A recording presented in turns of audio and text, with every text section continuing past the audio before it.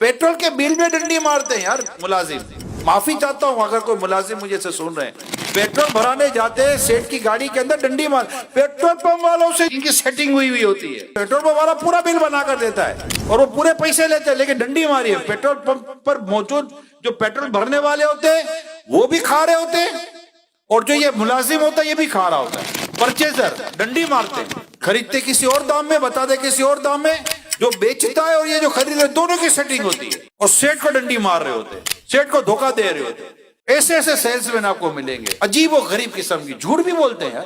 नहीं नहीं, यकीन माने इतने का प्लॉट है, पीछे से प्लॉट इन्होंने आगे पीछे क्या हुआ था, मतलब इसको बादों का टाप बोलते हैं ये लोग। इसमें अगर झूठ बोलते हैं तो क्या मतलब क्या मिलेगा इनको, क्योंकि ये चाहते हैं कि दोनों पार्टियों को पता ही ना चले कि प्लॉट गया कितने का, उसने दिया कितने का, मैंने बेचा कितने का।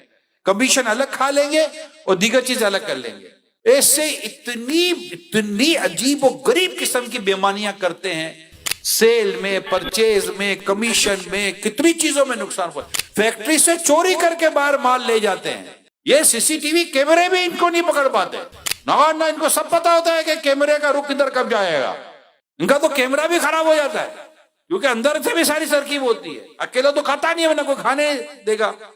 चौकीदार तक तो मिले हुए होते हैं, फैक्ट्री के सेल्समैन मिले हुए होते हैं, सुपरवाइजर मिले हुए होते हैं, मैनेजर मिले हुए होते हैं, और बाद में सेठ को पता होगा सारे मिले हुए हैं। अभी सेठ बोला करूं तो क्या करूं यार, आवेगा हवा बिगड़ा हुआ है। अमानतदारी कहां चली गई, सच्चाई कहां चली गई, दयानतदारी कहां चली गई। हदीस पाक में आता है जो अमानतदार नहीं इसका कोई दीन नहीं। अच्छा, ऐसे जो भी ये कर रहे होते हैं, आखिर कर करके क्या कर लिया।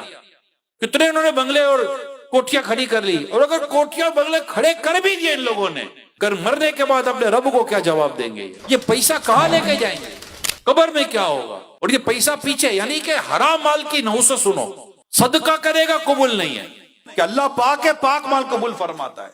खर्च करेगा बरकत नहीं है, और छोड़ के मरा तो अज़ाब कब्र का बाइस बनेगा।